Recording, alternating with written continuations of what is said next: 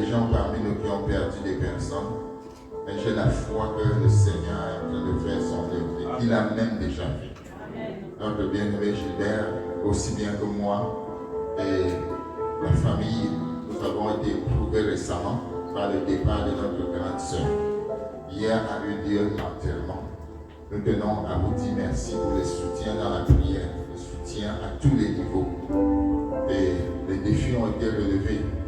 Elle s'en est allée, mais nous regardons à Jésus, qui est notre espoir, et qui nous a dit qu'il revient bientôt nous prendre, afin que là où il est, nous y soyons aussi.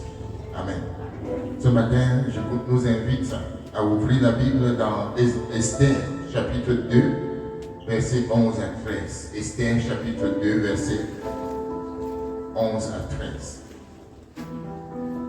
Esther, chapitre 2, versets 11 à 13. Je voulais... Oui. Esther, chapitre 2, versets 11 à 13. Nous lisons la parole. Et chaque jour, Mardochée allait et venait devant la cour de la maison de Pharaon pour savoir comment se portait Esther et comment on la traitait.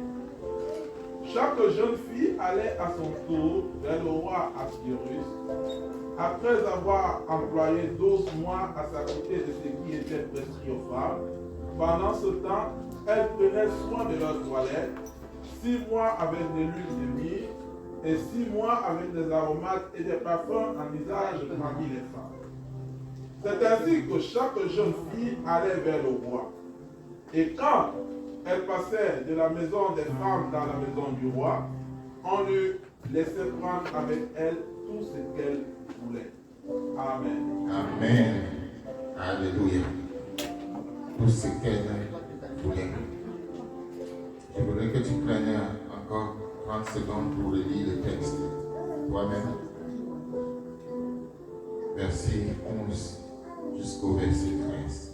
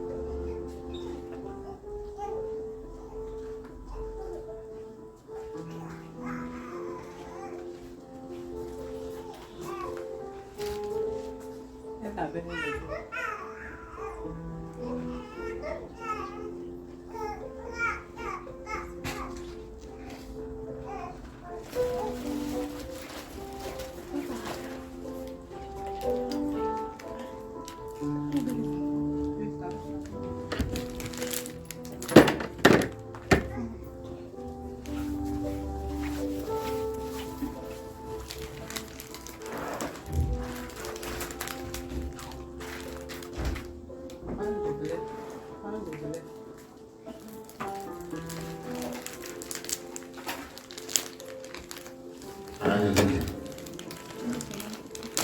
Bien-aimé dans le Seigneur,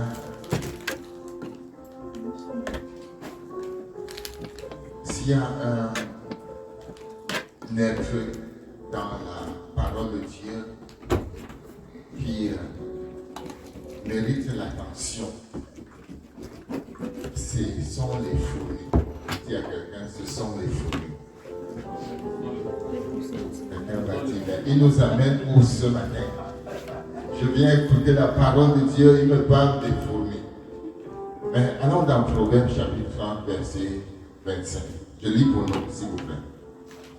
La Bible dit que les fourmis, peuple sans force, préparent en été leur nourriture. Amen. Les fourmis, peuple sans force, préparent en été leur nourriture. Le thème de mon message ce matin, c'est la préparation clé de la réussite. Répète à ton voisin. La préparation clé de la réussite. Dis-le encore. La préparation clé de la réussite. Alléluia. Qui veut réussir dans sa vie? Tu peux répondre à la question. Prépare-toi. Amen. Il y a un adage bien sûr, un adage ancien vieux qui dit, si tu sais que tu as un long voyage à faire, entame-le suffisamment tôt. Amen. Si tu sais que tu as un long voyage à faire, entame-le suffisamment tôt. Déclarons-le ensemble. Si tu sais que tu as un long voyage à faire, entame-le suffisamment tôt. Très important, bien-aimé. Cet adage nous montre toute l'importance de la préparation. Et je veux m'appeler ce matin à partager sur ce thème de la préparation comme clé de la réussite. Tout être humain a à cœur de réussir dans ses projets, dans ses entreprises, dans ce qu'il veut, dans sa vie en général. Mais il y a la préparation qui est une clé à ne pas négliger. Donc il est donc clair que si on s'engage, si on entreprend, si on veut faire quelque chose sans se préparer, on va probablement achever dans la frustration. La préparation est importante, bien aimé.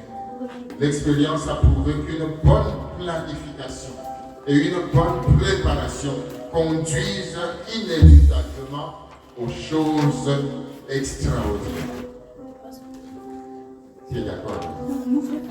Une bonne planification et une bonne préparation vont conduire au succès, vont conduire à réaliser des choses extraordinaires. Que tu sois dans le domaine musical, dans le domaine de l'éducation, dans le domaine des affaires, dans le domaine agricole, une bonne planification et une bonne préparation vont te permettre d'obtenir des résultats vraiment extraordinaires. Bien-aimé, la question que je te pose ce matin, c'est de savoir à quoi est-ce que tu te prépares dans les prochains jours, dans les prochaines heures, dans les prochaines semaines, dans les prochains mois ou dans les prochaines années. À quoi te prépares-tu? Qu'est-ce que tu veux entreprendre? Ou qu'est-ce que tu es en train de te préparer à réaliser? Est-ce que c'est un examen? Est-ce que c'est un concours? Que prépares-tu dans les prochains jours? Te prépares-tu à commencer une œuvre pour le Seigneur? Alléluia. Est-ce que tu te prépares à commencer une œuvre pour le Seigneur? Est-ce que tu te prépares à entrer dans le ministère, dans l'appel que Dieu t'a adressé? Peut-être que tu te prépares à construire. Peut-être que tu te prépares à acheter un terrain, une maison. Peut-être que tu te prépares à fonder un foyer, une famille.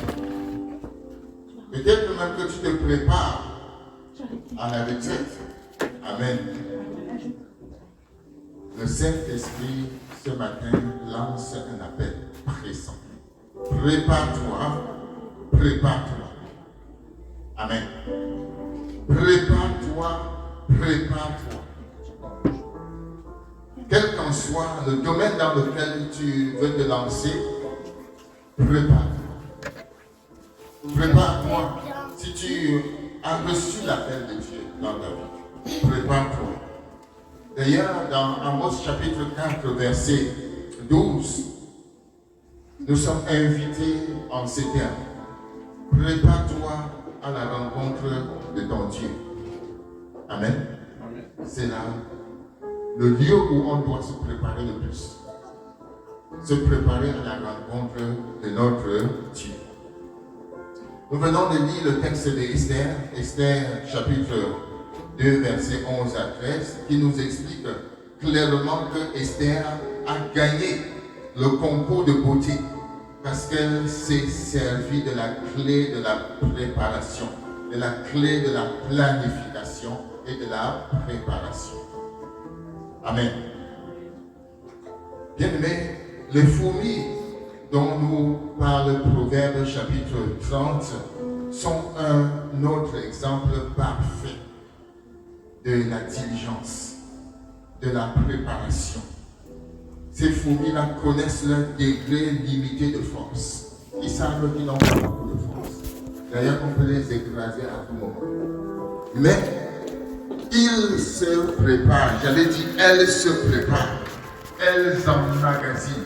Elles stockent. En été, elles prennent du temps de stocker suffisamment de la nourriture. Peut-être que tu es en été de ta vie. C'est le moment de stocker, de te préparer. Et lorsqu'elles le font, bien aimé, elles sont ébarrassées des surprises qui peuvent arriver en hiver. Parce que l'hiver, personne ne peut rien faire à l'extérieur. De même, bien aimé, si tu te prépares maintenant, tu vas voir les résultats. Même si tu ne te prépares pas. Mais si tu négliges de planifier, tu seras surpris. Et tu pourrais ne pas triompher au jour du combat. Lorsque survient les choses, tu ne pourras pas triompher. Tu ne pourras pas vaincre. Bien aimé, c'est vital. C'est essentiel de se préparer. C'est essentiel. Amen. C'est essentiel de se préparer. Il y a beaucoup de personnes ici qui travaillent. Amen. Il y a des médecins, il y a des infirmiers, il y a toutes sortes de corps de métier ici. Chacun de nous a pris le temps de se préparer. La Bible nous recommande aussi de nous préparer pour la bataille. Éphésiens chapitre 6, allons-y. Éphésiens chapitre 6, versets 10 à 13. Prépare-toi maintenant, sinon tu pourrais ne pas triompher au jour du combat. Éphésiens 6, versets 10 à 13.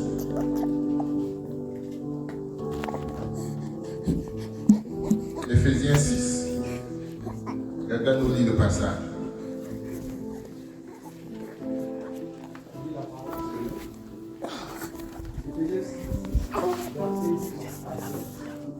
Au reste, fortifiez-vous dans le Seigneur et par sa force puissante. S'il pleure, je te Les redonne. armes de Dieu, afin de pouvoir tenir ferme contre les ruses du diable. Car nous n'avons pas à lutter contre la chair et le sang, Ça y est, mais contre les j'abandonne. dominations, contre les autorités, contre les princes de ce monde de ténèbres, contre les esprits méchants dans les lieux célestes. C'est pourquoi prenez toutes les armes de Dieu afin de pouvoir résister dans le mauvais jour et tenir ferme après avoir tout suivi. Amen. Amen. Alléluia. L'apôtre Paul nous invite à nous revêtir de toutes les armes nécessaires afin de résister au mauvais jour. Bien-aimés, lorsque nous nous préparons suffisamment, qu'est-ce qui se passe? Nous ne serons pas surpris. Et nous sommes appelés dans un combat en tant qu'enfants de Dieu. Et pour que ce combat soit mené avec succès, il nous faut nous préparer. Certains chrétiens sont toujours surpris dans certaines circonstances, dans certaines situations, parce qu'ils ne se forment pas, ils ne s'informent pas, ils refusent même de se reformer. Ils ne veulent pas apprendre, ils ne veulent pas s'ajuster, ce qui est dommage. Nous devons nous préparer. Si tu veux vivre une meilleure retraite, c'est maintenant que tu dois te préparer. Alléluia. Si tu veux vivre au ciel, c'est maintenant que tu dois te préparer. Si tu veux dormir paisiblement, c'est maintenant que tu dois éduquer tes enfants. Amen. Enseigne à l'enfant quoi? Le chemin qu'il doit suivre. Et quand il sera grand, il ne s'en détournera pas. Et quelqu'un va me poser la question, comment est-ce que je peux faire pour me préparer? Bien aimé, j'ai développé 5 clés qui vont te permettre de bien te préparer. 5 choses. Comment se préparer concrètement? Le message de ce matin est très technique et je voudrais que tu notes les 5 points afin de te préparer. Je ne serai pas long, mais le but de ce message, c'est que en toute chose, prépare-toi. Quelqu'un disait, celui qui agonise dans le secret n'agonisera pas dans le public. Amen. Mais celui qui n'agonise pas dans le secret va agoniser dans le public. Le soldat qui ne se prépare pas va certainement se fatiguer sur le champ de bataille. Imaginez que vous êtes appelé à une compétition de sport et qu'on vous réveille à minuit pour courir. Est-ce que vous pourrez faire les 300 mètres vitesse? Est-ce que c'est possible? On vous réveille à minuit, va faire les 300 mètres. Ce n'est pas possible.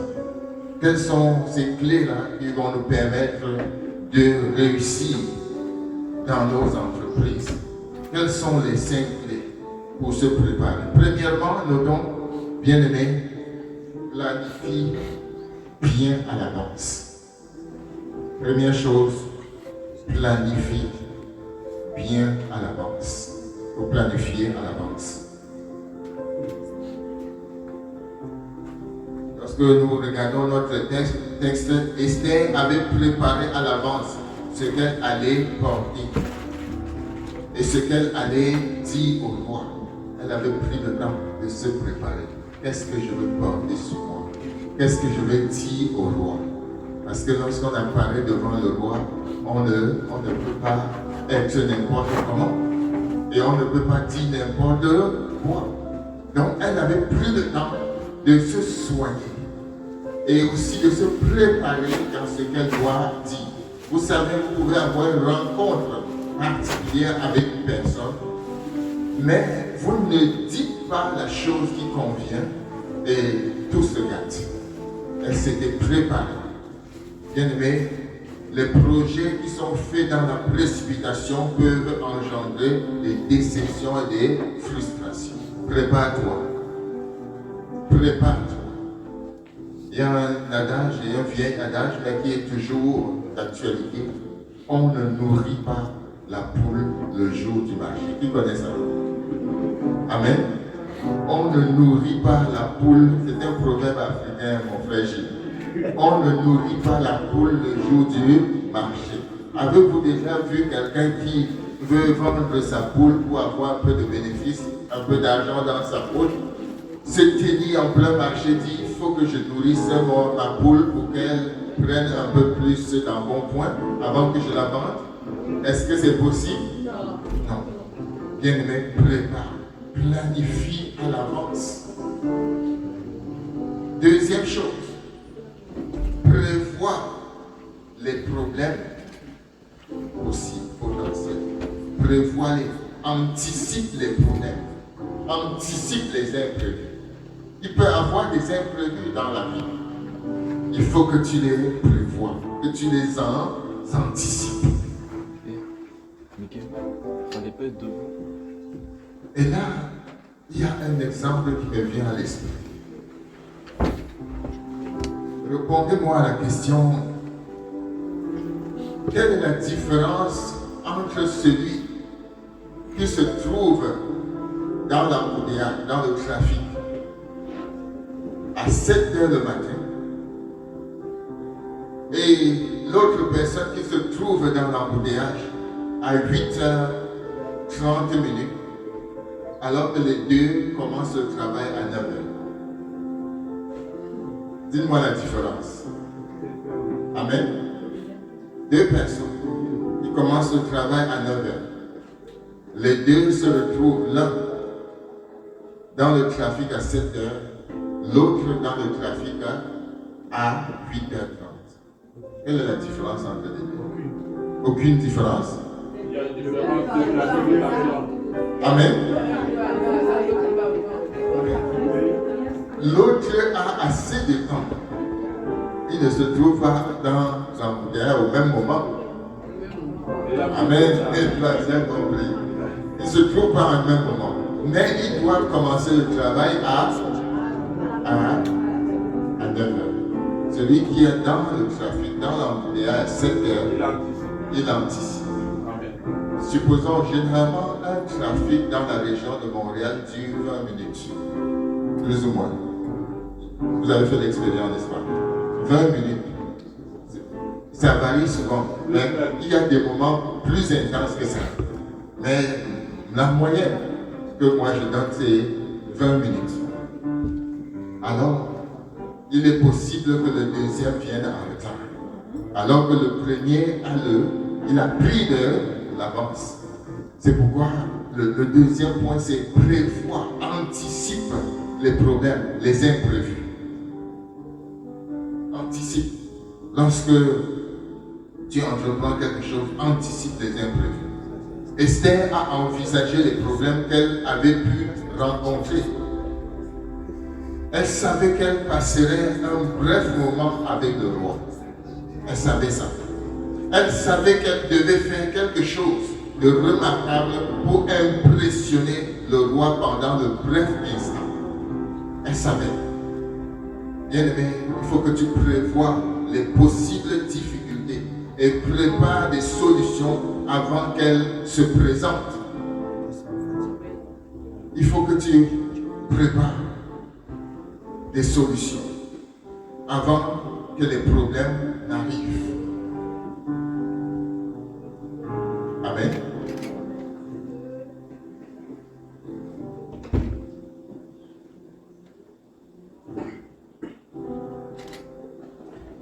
Imaginez un instant que vous êtes un locataire et que le premier, vous n'avez pas pu payer votre loyer. Et le bailleur ou le propriétaire vous appelle pour vous dire, je suis très fâché parce que le premier, vous n'avez pas payé. Nous sommes déjà le 2. Là, je veux vous mettre dehors.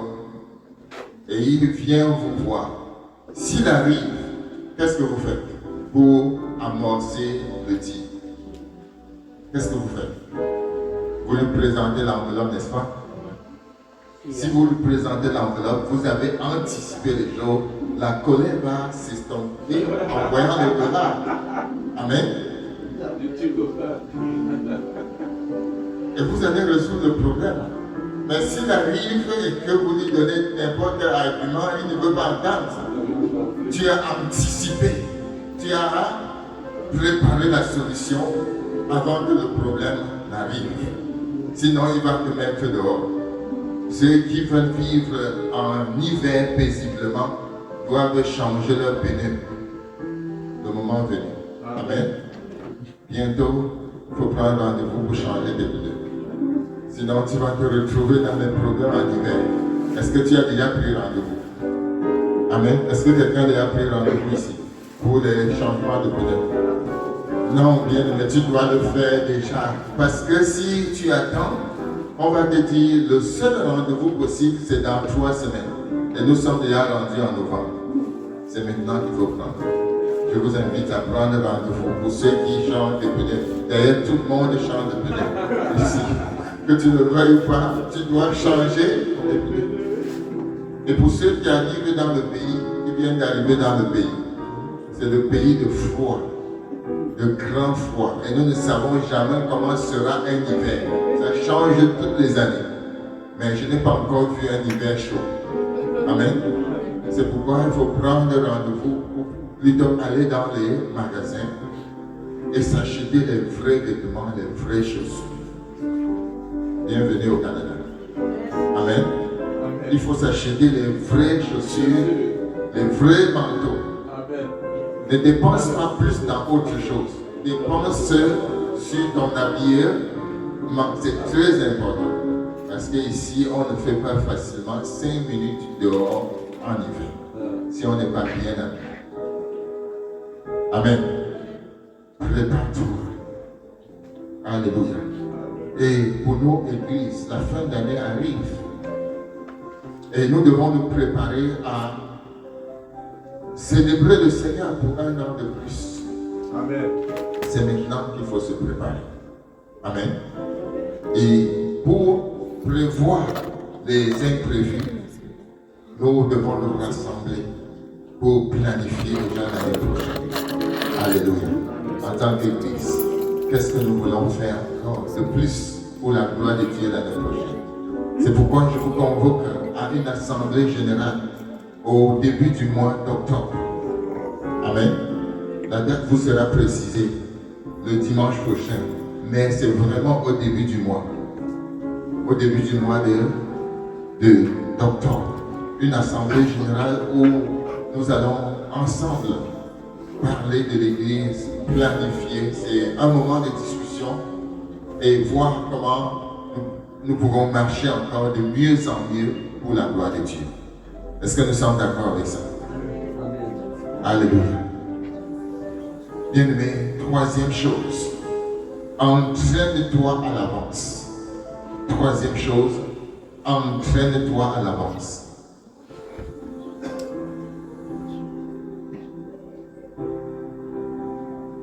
Nous avons dit tout à l'heure que c'est très difficile de se lever très tôt le matin et de se mettre à courir de 300 mètres de vitesse.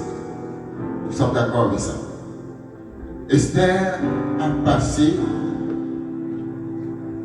6 mois d'entraînement.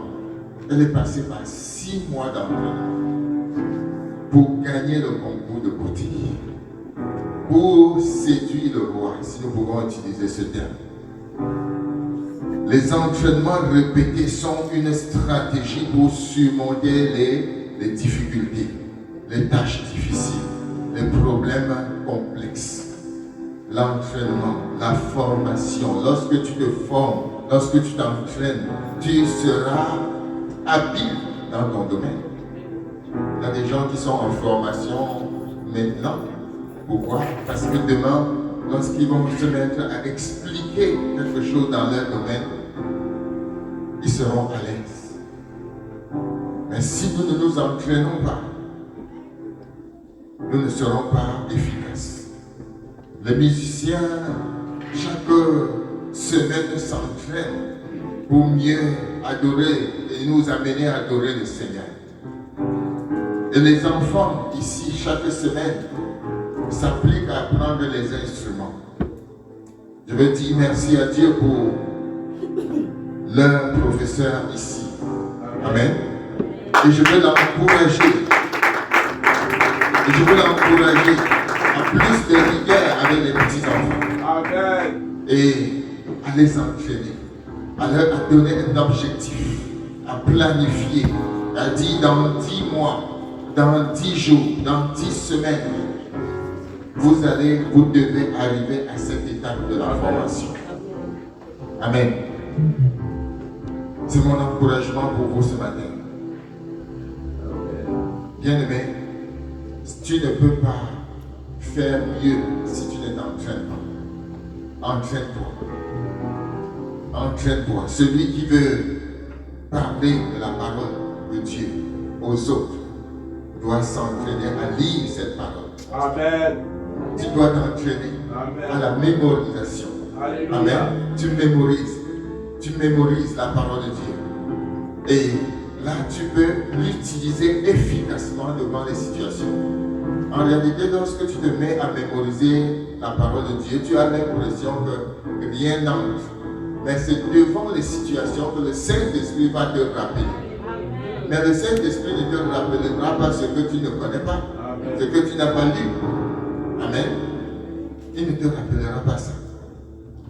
D'ailleurs, le Seigneur Jésus a dit, il vous rappellera ce que je vous ai enseigné.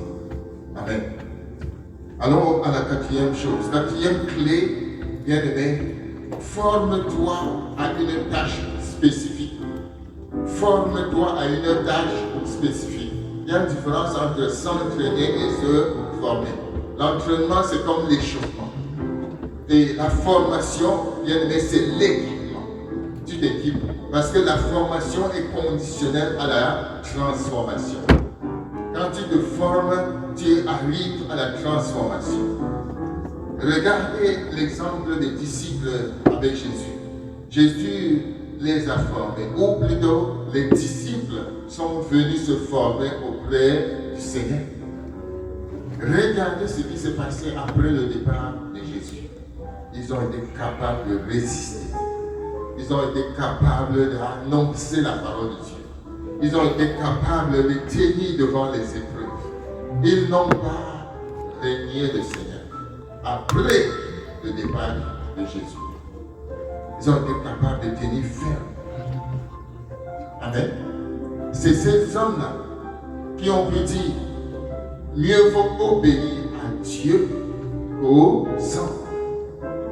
C'est ces hommes-là qui se sont réjouis après avoir été fouettés et libérés ensuite.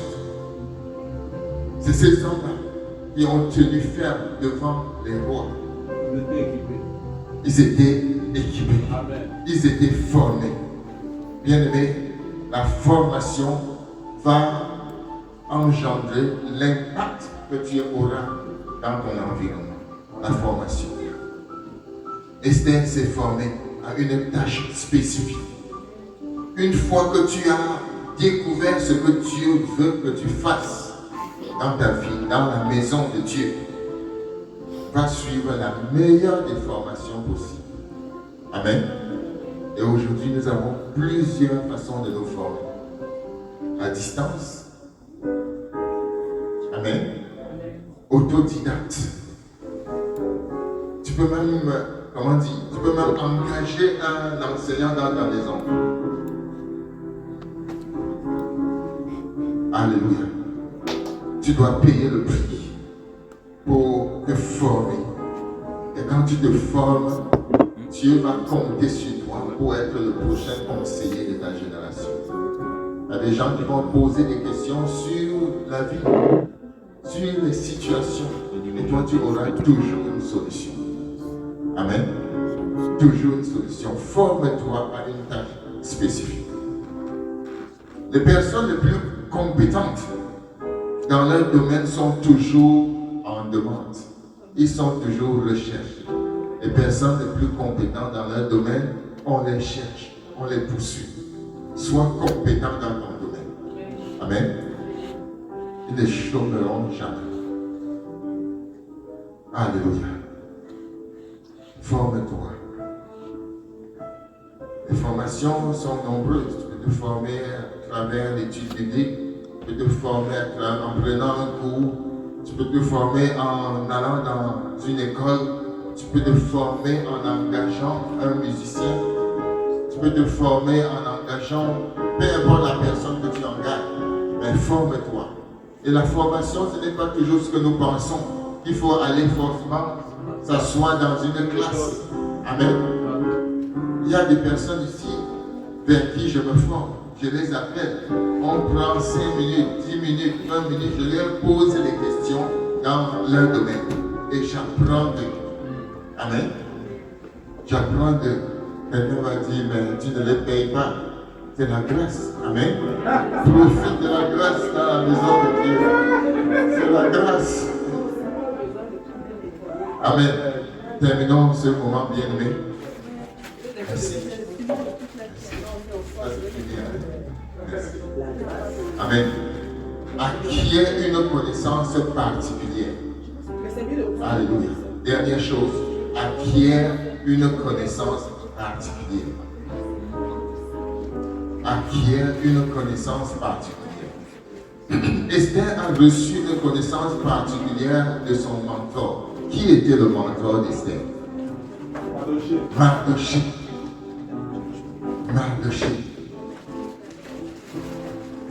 Mardoché, son oncle, a pris le temps de lui enseigner. Et l'une des choses que Mardoché lui a dit, partout où tu iras, déclare pas qui tu es. Amen. Ne déclare pas que tu es, qui tu es. Ne dis pas que tu es juif. Et Esther, quant à elle, lorsqu'elles ont été appelées, elle s'est formée à quelque chose.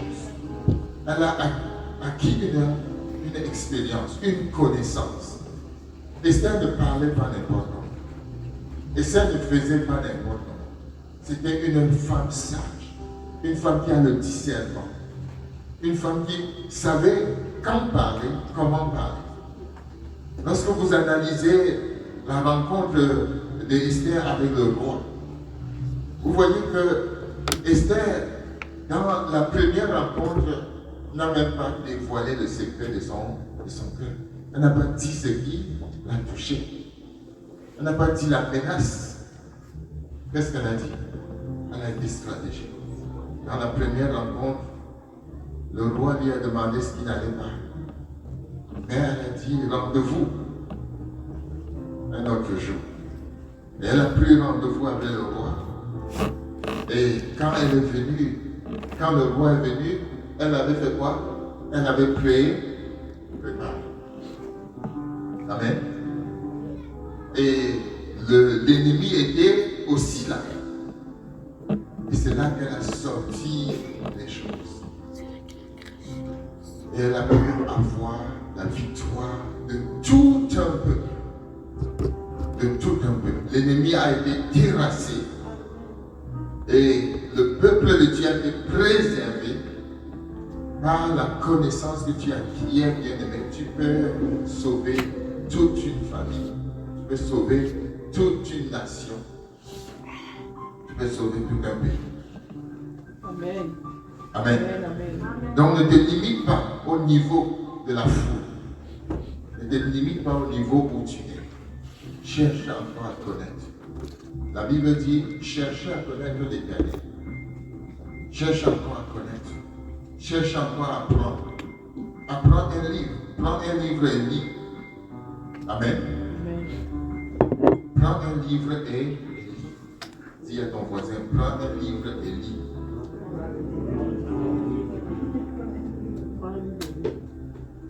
Amen.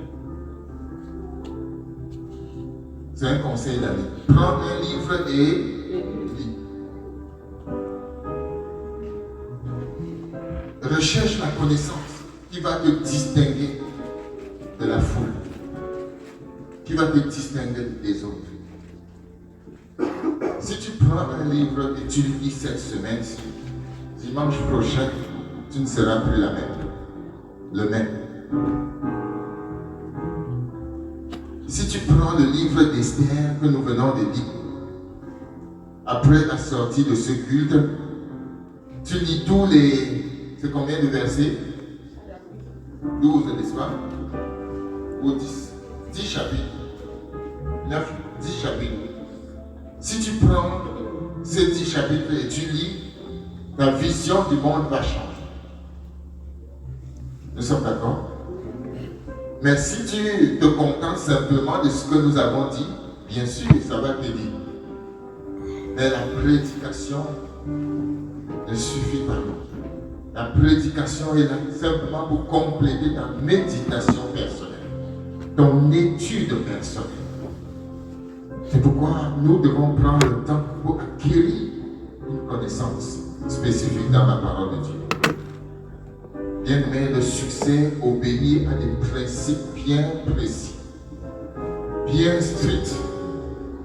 Si tu veux exceller dans ton devoir divin, dans ton appel, assieds-toi, soumets-toi à ces règles, planifie, anticipe, forme-toi, acquiers une connaissance et tu feras des progrès évidents aux yeux des hommes et pour la gloire de Dieu.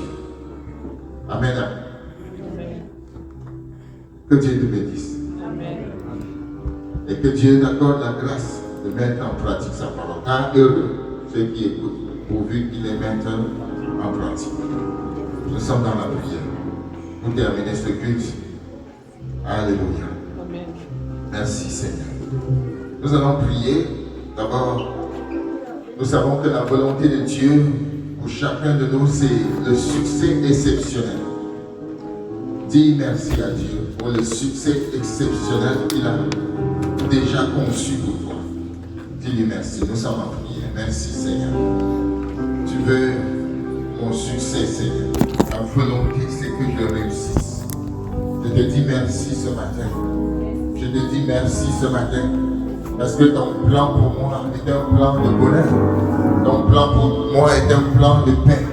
Ton plan pour moi est un plan, Seigneur, de réussite. Je te remercie pour les projets que tu as pour moi. Au nom de Jésus-Christ. Bien-aimé, Dieu t'a révélé ses clés. Dis-lui encore merci. Je te remercie, ô Dieu des cieux, pour ces clés que tu m'as encore rappelées. Et je te rends grâce parce que tu vas me donner la force pour les mettre en pratique. Alléluia. Merci Seigneur. Merci pour mes frères. Merci pour mes sœurs. Merci pour ta maison. Merci pour chacun de nous parce que tu nous donnes une bonne préparation. Et même une bonne préparation à ta rencontre. Alléluia. Maintenant, bien aimé, nous allons prier. Tu vas prier maintenant et tu vas demander à Dieu la sagesse divine pour planifier avec excellence. Prie le Seigneur de t'accorder la sagesse d'en haut, la sagesse divine pour planifier avec excellence. Que tu deviennes un chrétien discipliné qui a la capacité de planifier, qui n'improvise plus. Que tu sois dans n'importe quel domaine, dans ton ministère, dans ton travail, en tant qu'intercesseur, en tant que responsable, en tant qu'appelé de Dieu, planifie tout ce que tu vas faire. Au nom de Jésus-Christ. Seigneur, je te demande la grâce, la sagesse pour chacun de nous, Seigneur. La sagesse pour chacun de nous. Accorde-nous la sagesse divine pour mieux planifier dans nos vies, afin d'exceller, Seigneur, dans nos appels. Accorde-nous la grâce, Seigneur, ô Dieu des cieux, d'être proactif dans la recherche de notre destinée. Merci, Seigneur, nous recevons ta grâce. Nous recevons ta grâce pour entraîner nos vies. Oh Dieu des cieux, pour une performance remarquable. Seigneur, déverse ta grâce sur tes enfants. Déverse ta grâce sur tes enfants. Et que chacun, Seigneur Dieu des cieux, soit capable de planifier. Nous avons improvisé. Nous avons beaucoup improvisé. Mais accorde-nous la grâce de planifier, de nous préparer, de planifier, de nous préparer. Au nom puissant de Jésus.